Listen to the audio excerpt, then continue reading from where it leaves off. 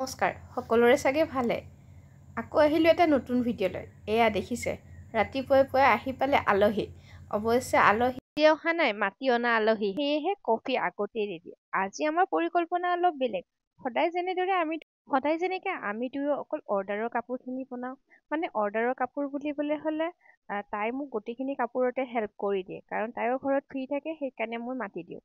গতিকে তাই কৈছে যে সদায় বেলেগৰ কাৰণে বনাওঁ, আজি দুইটাই নিজৰ কাৰণে কিবা এটা বনাওঁ। হিটি মাৰি ময়ো কৈ দিলোঁ, অ'কে হ'ব দিয়া বনাওঁ, কিন্তু কি বনাম সেই বুলি আমি এখন লিষ্ট বনাই আমি ওলালোঁ বজাৰলৈ।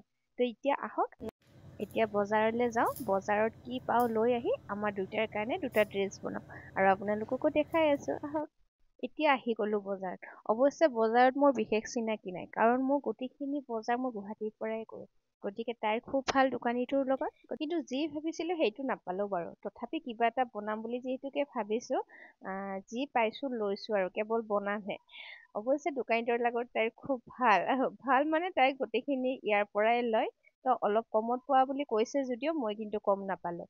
তো বজাৰৰ পৰা আমি দুটা যি পাওঁ লৈ এনেদৰে ঘূৰি আহিলোঁ, আৰু ঘূৰি আহি আমি লগত কি আনিছোঁ চাবনে?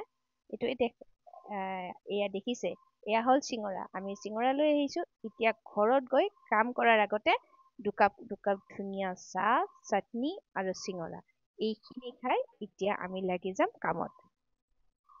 এয়া আমি মজিয়াতে পাৰি লৈছোঁ গোটেইখিনি কাপোৰ। আমি চিলভাৰত আনিছিলোঁ কাপোৰটো।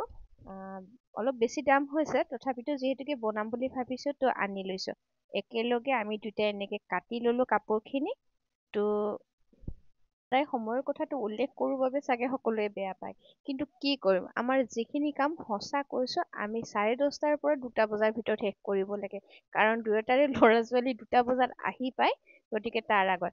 গতিকে এইখিনি সময়তে আমি দুটা ব্লাউজ আৰু আপোনালোকক ড্ৰেছটোৰ কথা এতিয়াই নকওঁ, কি কাটিছোঁ আপোনালোকক গোটেই ড্ৰেছটো হোৱাৰ পিছত আমি দুজনে পিন্ধি দেখাম বাৰু। তো আজিলৈকে পুৰা শেষ কৰিলোঁ, কাটা কুটা কাম শেষ কৰি তাইক আধা দি পঠাম আৰু মই আধা ৰাখিম। এতিয়া দুটাই চিলাম, তেতিয়াহে সোনকালে হ'ব। আমি ভাবিছিলোঁ শিৱৰাত্ৰিত ড্ৰেছ দুটা পিন্ধিম বুলি, কিন্তু মোৰ যোৱা নহ'ব বিশেষ অসুবিধাৰ বাবে।